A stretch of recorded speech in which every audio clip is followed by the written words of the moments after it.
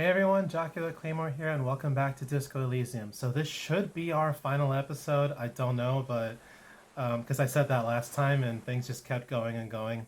But last episode, we found our murder suspect, and he confessed to the murder. So this is Mr. Dross. We got a lot of information out of him, and we also found the phasmid. That's right, the phasmid, the crypto insect that we've been looking for. We got a picture of it. It was amazing. I was genuinely shocked. But right now, Mr. Dross is not doing well. He's kind of gone in a catatonic state. He's not doing well mentally. So what we're going to do next is, use the boat to return to the mainland. Kim seems to think that Dross will be okay here by himself. I don't know if he'll be okay, but we'll see. So, yes, I suppose there's nothing else to do but return to the mainland. We already have a save. So let's do it. Small white flowers blossom all around you. Yeah, these are the Maybells. And we found some at the crime scene. But I wonder, like, there's gotta be more, right? Like, I'm sensing another twist coming up. But I don't know. Let's just go where the story wants to take us.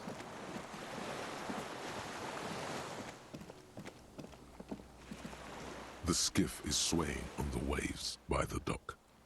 Let's return to the mainland. Let's. We are done here. The skiff rocks gently under your weight as you get in. The ride back is uneventful and quiet. But for the sound of conversation on the water, there is someone inland waiting for you. Oh? You reach the jetty and climb out of the skiff.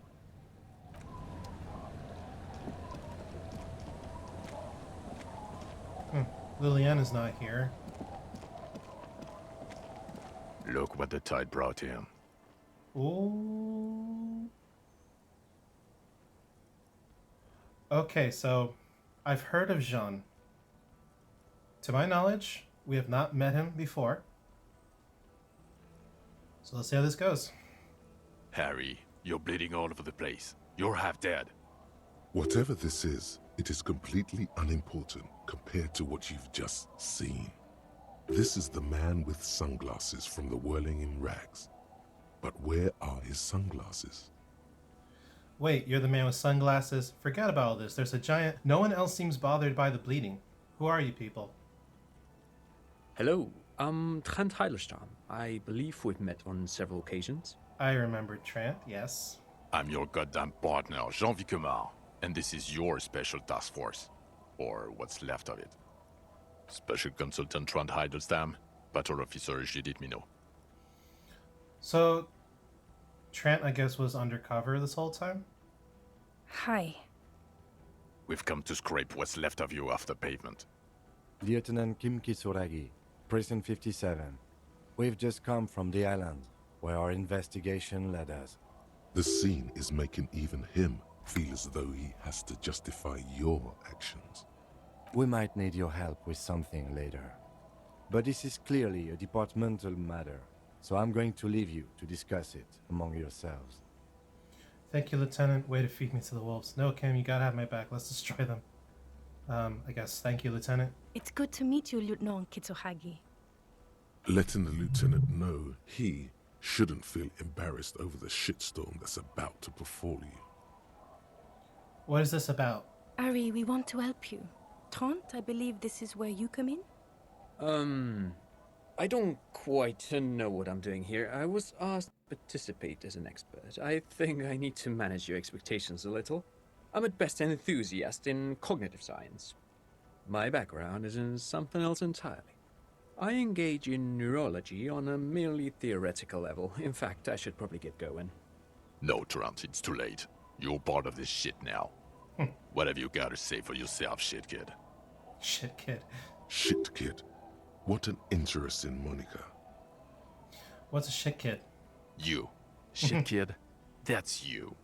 Maybe you've deserved it. How did you know I was here?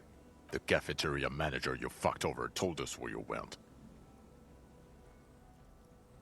I understand. Okay, Gar told you.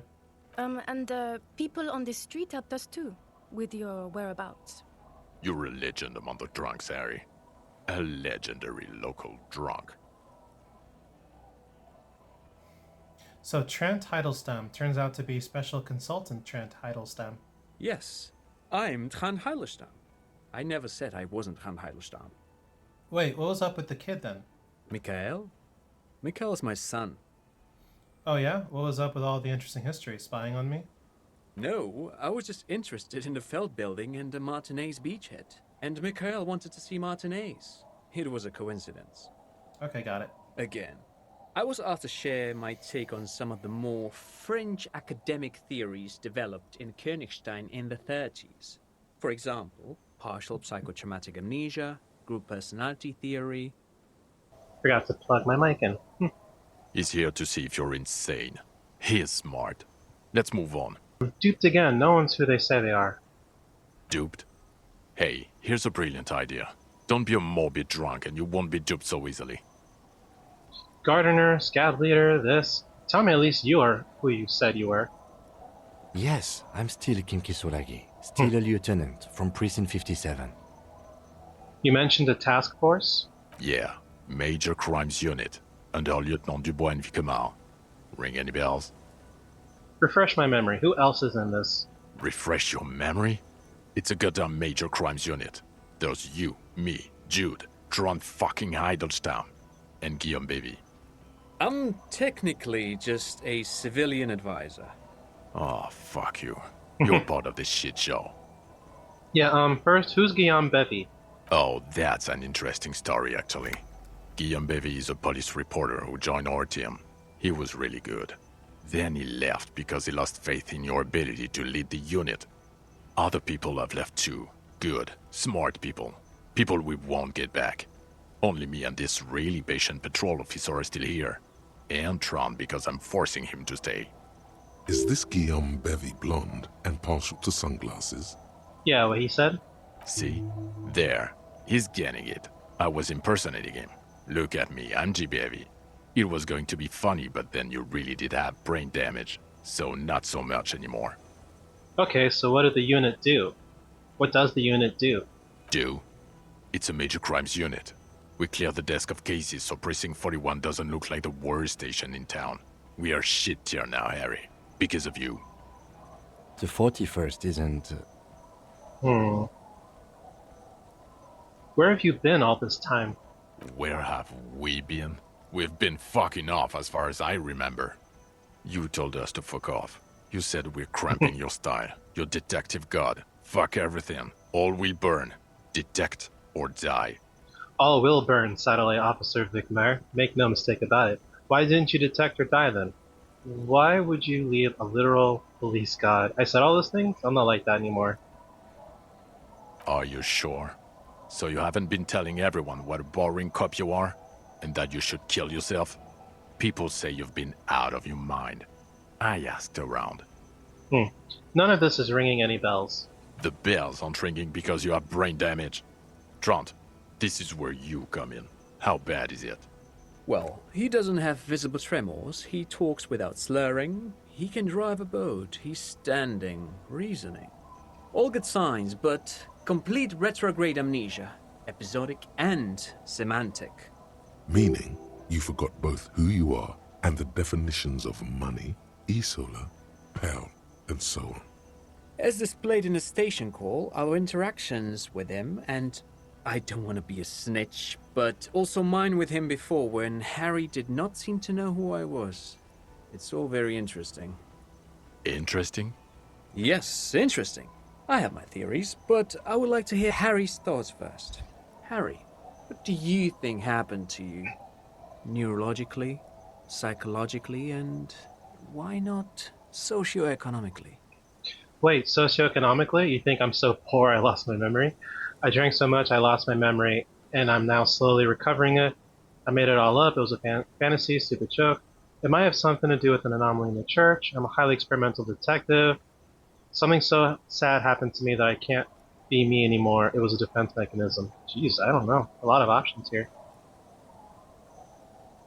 I guess this. He is. He's getting better. And I can confirm that he drank a lot of alcohol prior to it happening. I believe he drank. People do that, especially this one. What they don't do is forget their whole life because of drinking. But Detective Wigmer, he has blanked out before. I have. Yes, a couple of times. After some of the more serious benders. One was after the two drunks case, the other when we looked into that mural. The two cases in your ledger, the unsolvable case and the Next World mural, those were recent. Those cases were hard on you. Interesting. So at first he dipped his toes into it, prepared. That's where he would have gotten the idea, yes. Practice. And then he used alcohol to get there, so to speak. What do you mean? Well, here's my theory. What if this is an absolutely normal reaction to the world we're living in? What if this is not a significant anomaly at all? Something to be explained, approached as a defect? Look at the sensory input here. Look at the ruins, the neon. Listen to the radio, the multitudes, the people. Live here for 40 years. As a police detective, he's like a magnetic reader on the world tape, to borrow a known metaphor. Harry's been pushed flat against it. Total input. Hardwired to the free market. He just needed for it to end. Okay, Trent, thank you. That's absolutely meaningless. I'm glad we brought you. Will he or will he not be able to work in the major crimes unit? Is he a cretin now? I want to know that. He's not a cretin, and he is able to do work. If not in his previous leadership role, then as a line detective. I'm ready to lead again. Line detective is good for now. He's wrong, I'm too far gone for work. Fuck all of you, I don't want to be in your unit. What now? Now nothing.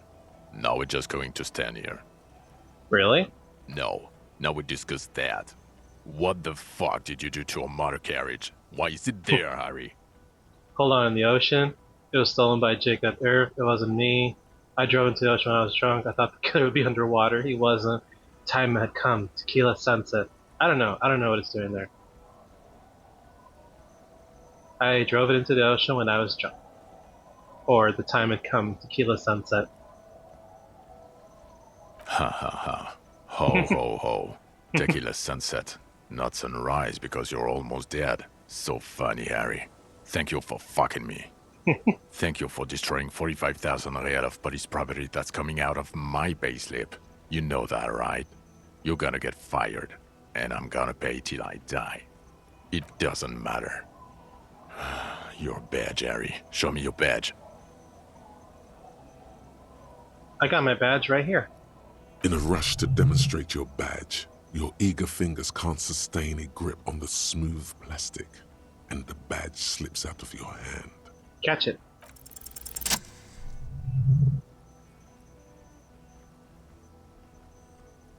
Not today, badge. Behold, my badge. And your gun?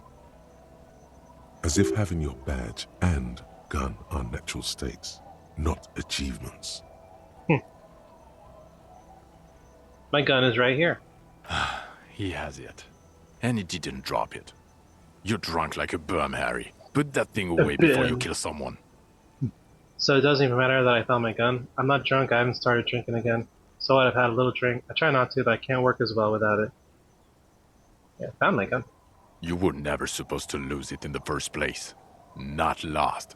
Is your gun's natural state, you drunk bum. So what, I've had a little drink. A little drink? You smell like a corpse. I'm downwind and I can barely breathe. You smell like shit. You let a suspect escape, Harry. Glacier something. Because you were too drunk to assess a flight risk. Not really. We've read the reports. Lieutenant Kitsuhagi's. We know. Claudia, she was some kind of spy from the Occident, specially trained. Not taking her in was the right thing to do. She gave a vital clue that led us to the island.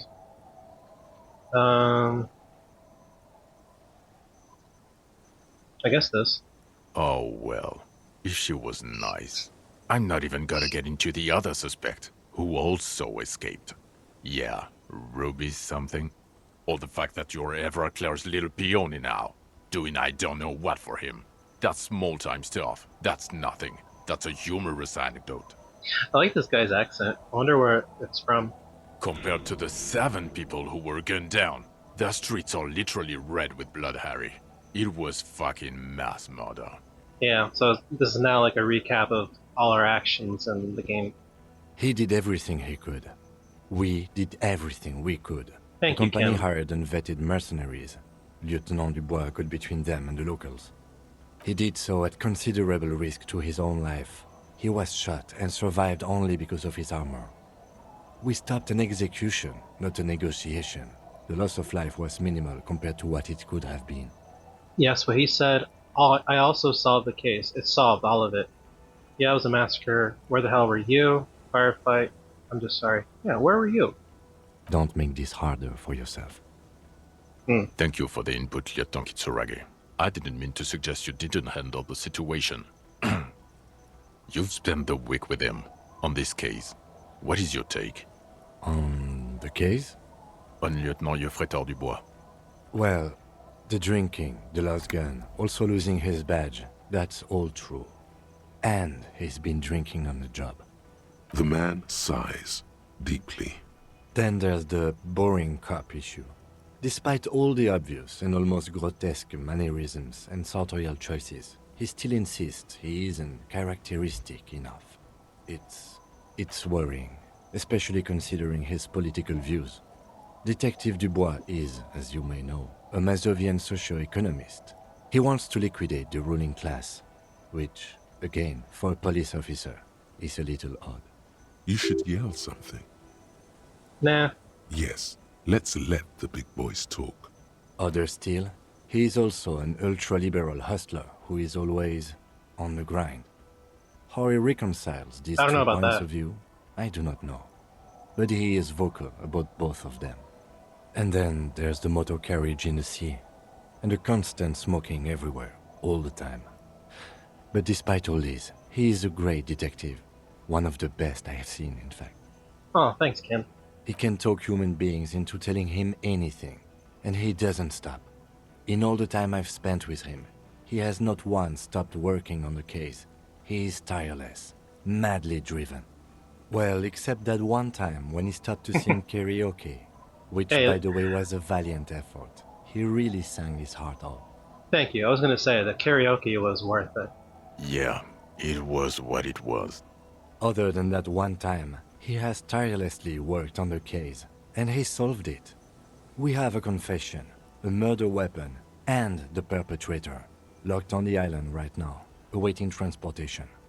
He apprehended a revolutionary brigade who stayed hidden for 50 years, ever since the revolution, who's probably committed other murders over those years. Oh, and he also discovered a new species. See, like, I am a badass. A new species? A colossal stick insect. It was on the island, camouflaged as the reeds. It unfolded from the reeds. I think we may be dealing with the Insulindian phasmid. He takes out the photo of the phasmid and shows it to the officers across the yard. The wind blows, flapping the glossy rectangle in his hand. Don't lose it, Kim. You hear gasps beneath the howling of the wind. As you can see, it's about 3 meters tall. In fact, we think it may be the largest land invertebrate ever discovered.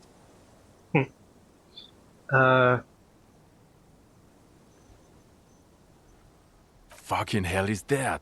Is this somehow connected to the case? The killer did not seem to be aware of the phasmid's presence. Exhibiting a strange, atypical dementia, he fell into a stupor after its appearance. He became near catatonic. Boom, boom, boom. Yes, but also... Yes, the phasmid may have contributed to his mental state in some way. It's probably not connected per se, but the perpetrator knew of its existence. So it is connected. I must say, this is absolutely extraordinary. I don't even have words for it. Yes. It really does make it hard to fire the drunk. Now you make your case. Now is the time. Now or never. Also, the Phasmid was female, the reeds are its nest. The killer, we have a strong motive for him. The previous head was assassinated by our killer. There's also a dead man on the boardwalk. I also looked at the mystery, so what do you say? Yeah, I guess let's focus on Dross. We have a strong motive for him. Lilianovich. A revolutionary matronym. Straight to the motive. Of course, excuse me, I just thought it was noteworthy. He wasn't quite sure about the straggler before he heard this detail. It must have convinced him. He killed the mercenary in an act of jealousy. He killed the mercenary hoping to start a war between the company and the Union. Jealousy? I thought this Lilianovich was an old man. To have been hiding for 50 years. Like 70-something. A strange psychosexual fascination. The result of spending all this time in solitude on the islands of this bay. And trauma too. He himself gave a political reason. In his mind, he had killed an enemy combatant. Also, we have ballistics from the gun, matching the bullet found in the dead mercenary's head, and 2 officers on the scene that Mr. Dross confessed to. It's a clean win. Oh, it's way more than that. It's more than that. A perfect folding mechanism like the Phasmid. It's way more than a winner back. It's my masterpiece. I did all I could. Every second was a struggle. I've never doubted you can pull yourself together and work. In bouts. Bouts don't last. I can still smell the booze on the wind. God damn it. It is bad. Even you can smell it. The previous head of the Debardeurs Union was assassinated by our killer. This is a conversation for when we are no longer out in the open. In Martinez, where Evrard and Edgar Clare have ears everywhere. Yeah, I guess that's true. Understood, of course. I would prefer not to partake in anything Union-related, for political neutrality. This has to be good stuff for him to backpedal out of it at first mention. Also, the Phasmid was female. Female? What makes you think so? You had to see it. It had the subdued colors of a female. And the nesting behavior too, I think. Incredible. Were there eggs in the nest? Not as far as I could see. There were other things there, though. It had gathered items in its nest, a helmet and a scope. Actually, you know, this would indicate it was a male. This is far from anything in my field, but I think such nests are called bowers. They are for attracting mates. We would ask Morel, but he's sick right now. Bowers are built by males of the species who can't afford colorful mating displays physically. This one was plain colored. So I guess it was male. Must be robust if it can move a helmet with its limbs. It could maybe roll it, like a dung beetle. It had mandibles that looked like hair and it was completely white on the inside. Yes, but also reed-colored, beige and brown, a little green on the outside. After unfolding from a single stalk, it still retained parts that looked like reed tufts on its limbs. Incredible. The PR value of this is exceptional. Carp discovers new species. Maybe even discovers the Insulindian phasmid. No, that's too much. This would really help with some of the problems we've been having. Absolutely, this is great. This does not say vigilante murderers to me at all. This says science, news, human interest. You know, it's a really good thing you have that photo. Without it, You're doing good here. Perhaps only for a moment, but still.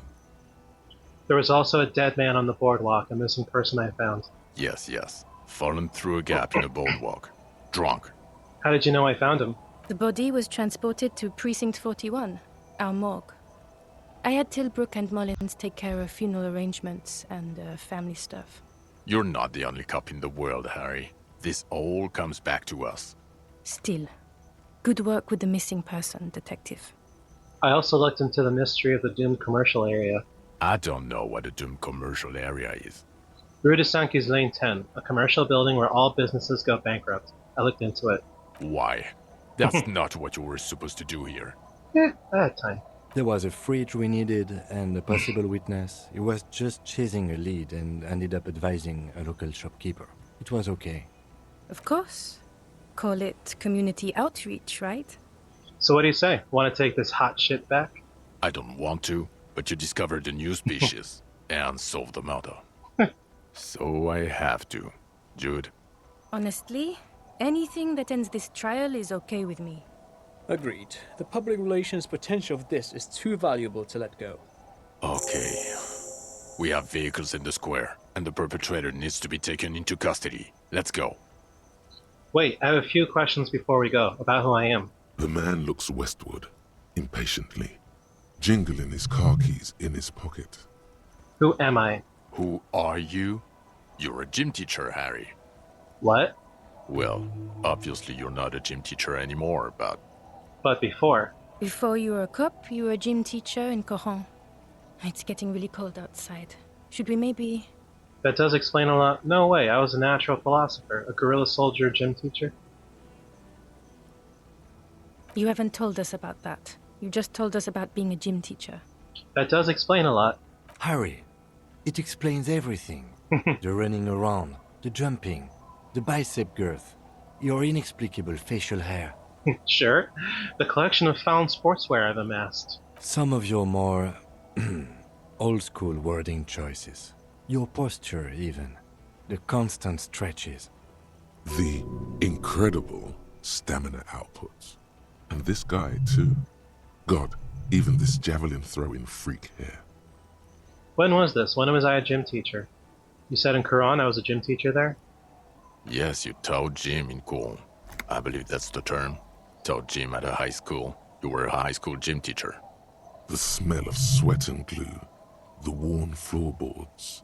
Kourou is just east of Jamrock. It was a short walk every morning to the baseball field or the sports building. High school. Harry, your goings-on with Kuno, Andre, Assel, the whole thing on the ice. That's why you are so juvie. So chilly. When was this? In your 20s or late 20s. You've really let yourself go since then.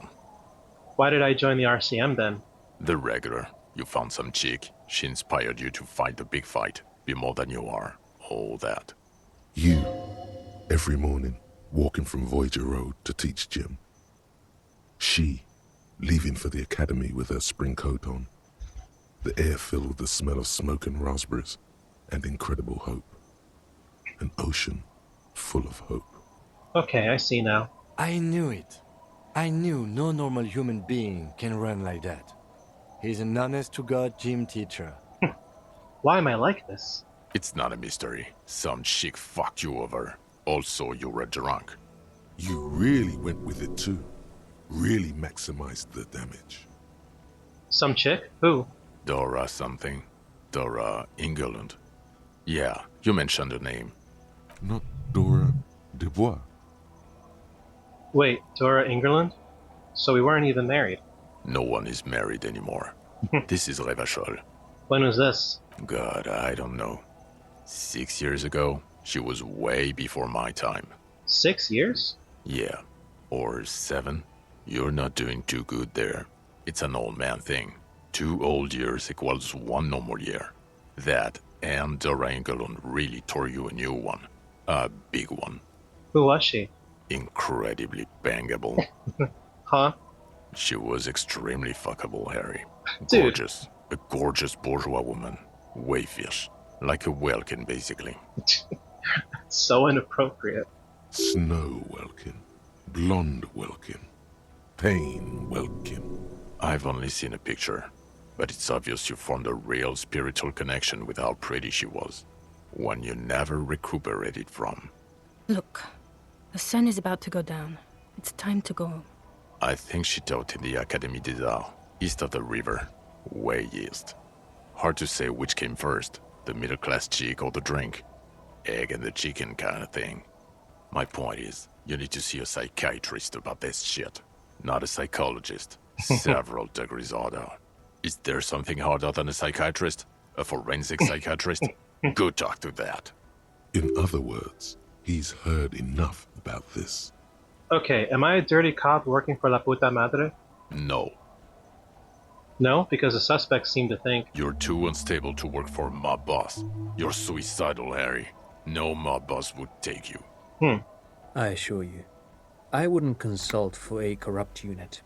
He would immediately backpedal out of it. Precinct 41, what kind of station is it? Us? We're the bloody murder station, haven't you heard? We're the bad guys. No one likes us. That's not true. Jamrock is too big for one precinct. You are just understaffed, and everyone respects the 41st. You have Captain Price. Thank you, Lieutenant. You're being kind. It is an understaffed station and the district is too big, which is why we need to... Get back to it. We left Torson and McLean to run the Sea Wing. It's not good. Torson and McLean? Mac the Torso Torson and Chester McLean. They're not fit to run a wing. Believe me. Things are shaky as it is. They are damn iconic though, Torson and McLean. An iconic duo, I take it. Yeah, not like us. Two clinically depressed old men. Where's the contrast here? We are garbage. And the Sea Wing is... God. There are 4 wings, Harry. A, B, C, and D. We're in C. It's made of losers and clock punchers. You and I reconceptualized it as a task force. It was a mistake. There's also a lot of outside help involved, not only me. Other losers too. And Price is... Ptolemy Price? He's the son of the old Price, one of the founders of the RCM. He's one of the most highly regarded men in the force. You're lucky. Somewhere under the curved roof of a former silk factory, shaped like a ladybird with 2 chimneys, Police Captain Ptolemy Price sits behind a heavy wooden desk. Resident medic Nix Gottlieb pours him coffee. It's silent in the captain's office. They speak of change, the city, the tension on the streets. They speak of the events of April and the blood on the streets in May. Did we recently shoot up a church by any chance? So he remembers that. Yes, there may have been a raid on some churches. It wasn't good press. Shooting up churches never is. I was out of town, to be clear. What happened? Why did we need to go there? Our enemies were hiding in a church, to the best of our information. That's it. I'm not talking about this anymore. Your security clearance is shit tier right now. You have to wait for it to go up. Your clearance will not go up while you're within earshot of the Union headquarters. So I work in the bloody murder station? Okay, it's not the bloody murder station. It's an old converted silk mill with green desk lamps and a coffee corner. A lot of good people work there, hard, every day. Jamrock is the largest ghetto in Rivershoal. Faubourg, technically, but it's divided into 11 districts. Jamrock only has us. The press will blow over. Jamrock is lucky to have you, and it's often considered to be the greatest of the districts. You're lucky to have it. Thank you again, Lieutenant. The Phasmid, I need to tell Lena about this ASAP. Who is Lena? A cryptozoologist. She lives in Jamrock. She told me about this Phasmid. Well, good luck finding her when we get back. She and her husband were conducting the search for the Phasmid. It's their discovery, in part. I'm sure we'll find them. They should know as soon as possible. It would do you good to deliver some positive news for a change. Watch out or she'll faint. Lieutenant Kitsuragi, what will you do now? Well, first I will go back to my station and write the most detailed report anyone has ever seen. It will have to be good to cover all these. Then I will have a serious talk with my captain. About what? Detective, we just stopped a small-scale war. Something is happening to Revachol. I don't know what yet, but it's going to be a hard spring for the RCM. We need to get ready, infiltrate, investigate. Want to do that at Station 41? Talk to Captain Price? I'd rather not ruffle the feathers of 2 captains with my doom-mongering. No, I meant investigate. Come work in Precinct 41. Work with Price? I'm flattered, but I don't know if I... This truly came as a surprise to him. Not a bad one, but he's at a loss. Flattered? You're Lieutenant Kitsuragi. We would be flattered if you even considered. That would be cool. I would have to tie things up in GRIH first. But I mean, whatever is coming, Jamrock will be more central to it than the harbor. And we also have a huge caseload, Lieutenant. Piles that we need to get back to. Mountains, even. I do like the sound of that. Hey, we recruited him. Nice. He's really considering it. Alright, I'm ready. Good. Fuck it, let's go. Tron brought his motor carriage. It's a 20-minute drive to Jamrock. Under the afternoon sky, the great district hums. A chessboard of wooden houses, 80,000 living souls, and chimney stacks. Fire traps as far as the eye can see. From Main Street to Precinct 41, to Boogie Street, forking into the snow-swept horizon. You close your eyes and hear the dogs bark. A lone woman sits by a factory window, dreaming of meteorite strikes. On Rue de Saint-Jérôme, a square bullet slides into a square-shaped chamber. In Old South, a man without eyelids smiles. Spring has come. It's time. Torsen? Yes. McLean? Yes. Heidelstein? No. Vicmair? Yes. Dubois? Yes. Really? Nix Gottlieb looks up from the list. I hear he's unstable.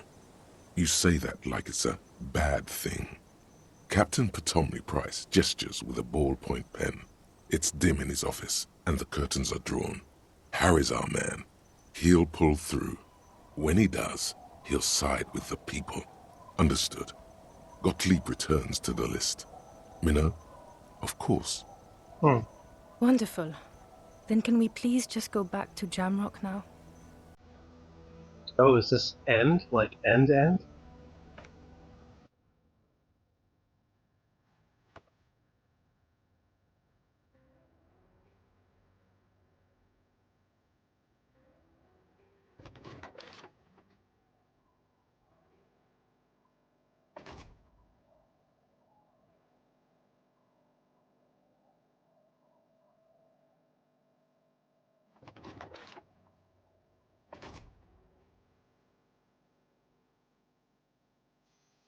Yeah, we're still limping.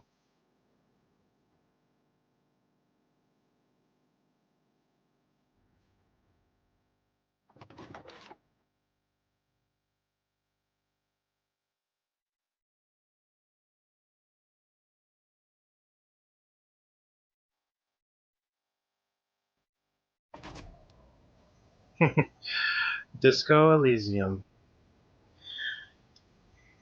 Wow. All right. So my initial thoughts. I thought it was really, I thought it was interesting in the sense of this wasn't like a typical detective story that I was expecting. You know, because usually with these detective stories with these murder mysteries, there are some tropes that come with it. Like for example, the murderer being somebody you met early on. You know, so I had in my mind people like Joyce, could have been Everard Clare, although he was tied to the murderer in a different way, right? Because like Dross had murdered the head of the union years before. But it was interesting that with Dross, he was a completely new character to us when we confronted him. So that was interesting. Yeah, this game is definitely like an experience, um, where in the sense of like, with a story, you've got plot structure, you've got,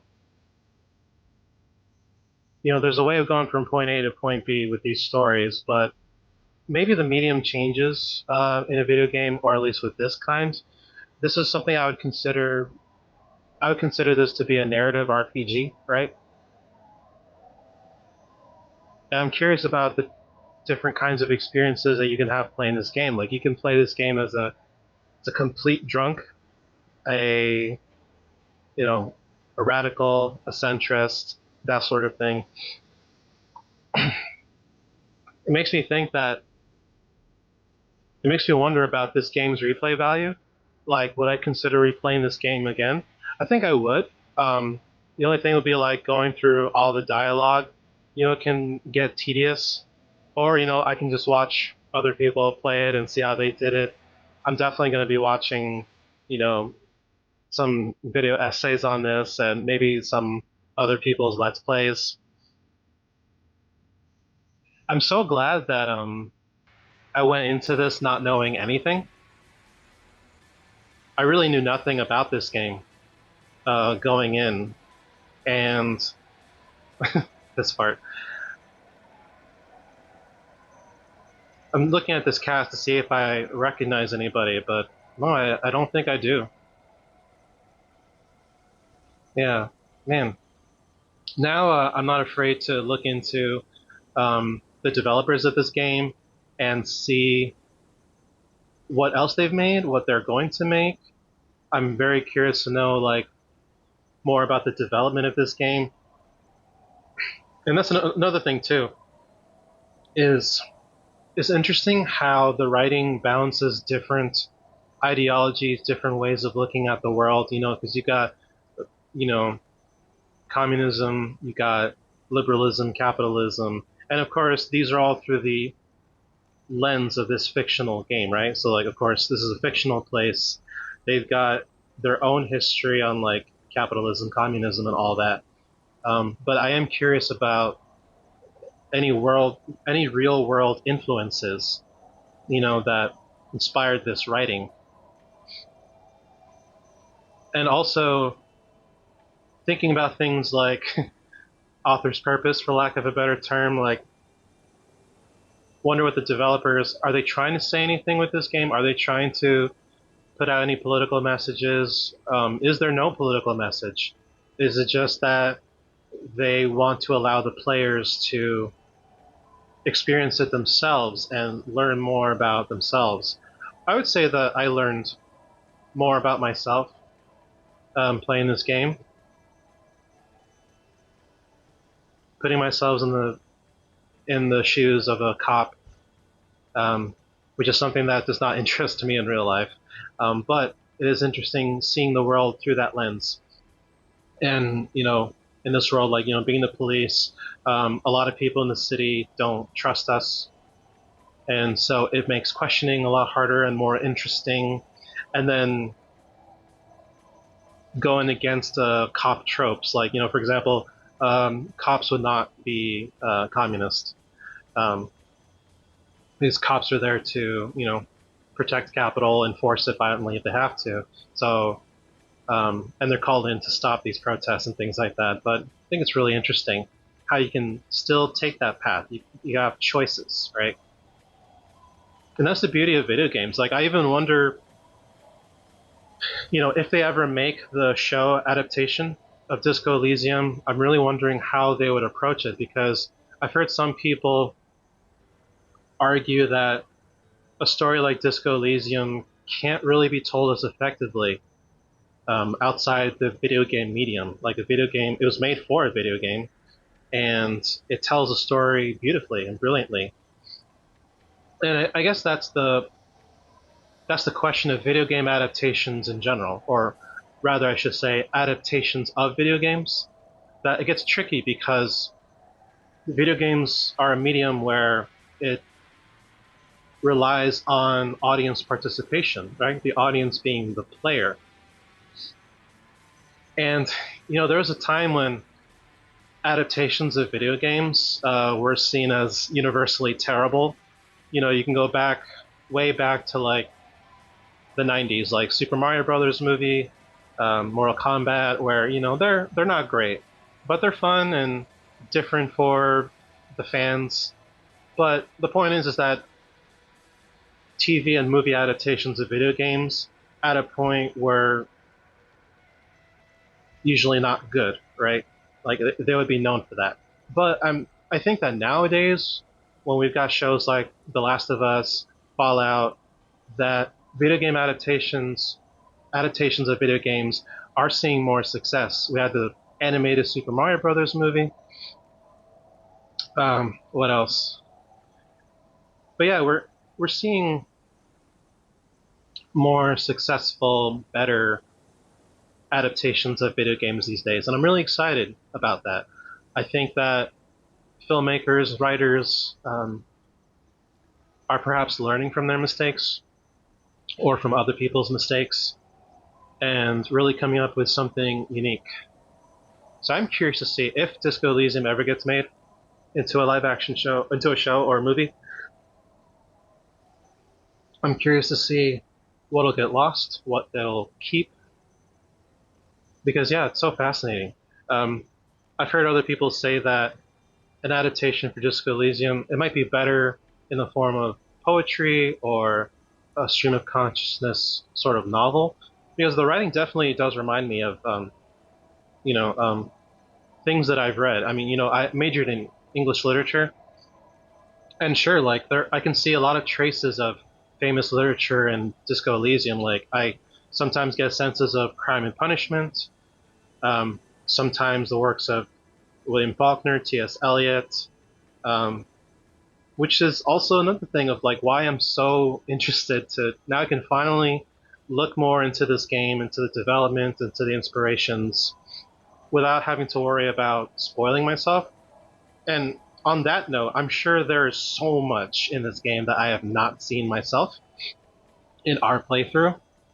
Um, but that just makes me more excited to go into it. Like, for example, I'm wondering like if that ending could have been a lot different, where they, the RCM does not take Harry back, and then what does that imply? What's going to happen to Harry after that? What if Kim doesn't join the RCM? What if we never found the Phasmid? What if we didn't take a picture of it? So like, wow. I will say that I was expecting more of a climax at the end. Something that would really be testing our health and morale.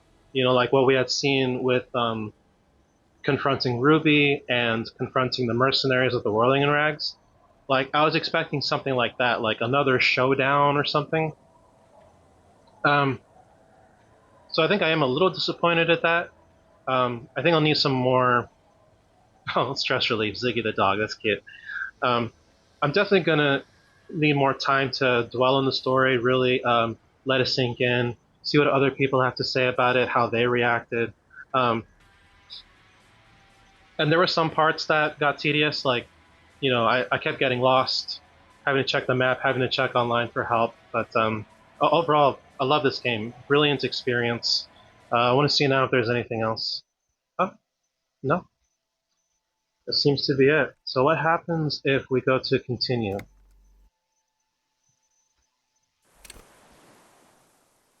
Hmm. No, that's it. Let's go back here. I wonder what collage is. Let's see. This mode contains spoilers. Well, now we can. Okay. Um. Hmm. Alright, so we can look at characters. Oh, interesting.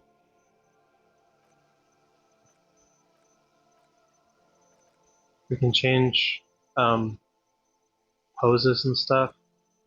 That's fascinating.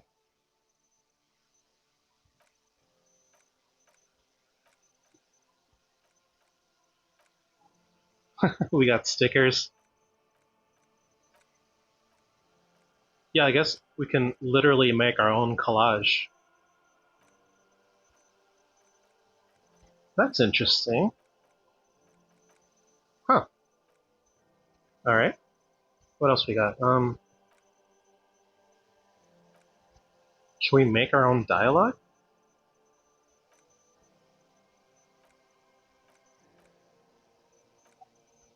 Yeah, I guess like we can make your own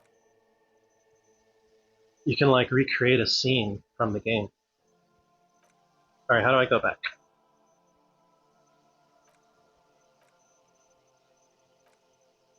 Wait. Yeah, wow. Anything else? No. Yeah, I guess that's it. Wow. Alright, so yeah, to finish my thoughts, this was a brilliant game, gorgeous game. I'm so glad that I went into it without knowing anything. I highly recommend this for people. and it's different from games that I normally play. I normally play, action RPGs, Souls likes, Final Fantasy, things like that. And but I'd heard so much about this game for years that I wanted to experience this for myself, and I'm excited to learn a whole lot more. I don't know, maybe someday on my own I'll replay it and look at other options. But on that note, we finished our journey. We have gone through our playthrough of Disco Elysium, and on that note, our first playthrough on this channel. So I'm really excited that we finally completed a playthrough. And I'm excited for our next one, whatever game that may be. But wow, this is really cool. So thank you everybody so much for being here with me. If you enjoyed this video, if you enjoyed this playthrough, please like and subscribe. Remember to save your progress, and I will see you in the next video.